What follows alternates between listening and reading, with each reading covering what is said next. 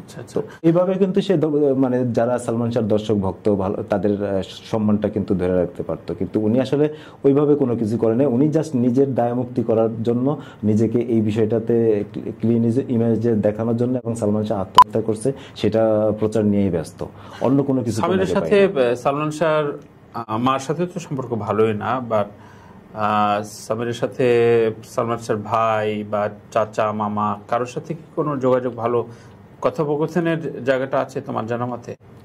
না, আমার মনে হয় না, নাই। এখন উনি কার কার সাথে যোগাযোগ করে বা আছে কিনা সেটা আমি জানি না। তবে সালমান শাহর বাবার ফ্যামিলির কেউই আসলে এই বিষয়ে ওইভাবে মানে আলোচনায় আসে না বা মিডিয়াতে আসে না। তারা একটু ধর্মভীরু মানুষ, ওইভাবে আসলে আলোচনায় আসে না। সালমান শাহর নানার ফ্যামিলি বিভিন্নভাবে আলোচনায় আসে। মাঝখানে ওর ছোট ভাই বেশ কয়েকটা ইন্টারভিউতে কথা বলছে। ওনারা তো লন্ডনে থাকেন, আর উনি আসলে ওনার ভাই হারাইছেন। আর সালমান শাহর মায়েরও একটা ভীতি কাজ করে বাংলাদেশে আসার ক্ষেত্রে বা ওই এসব বিষয় নিয়ে কথা বলার ক্ষেত্রে। সেই ক্ষেত্রে তো ধরেন সালমান শাহর ভাই যতটা সম্ভব, এবারও একটা ফেসবুক লাইভে এসে অনেক কথাই বলেছেন, বিভিন্ন সময় কথা বলেন।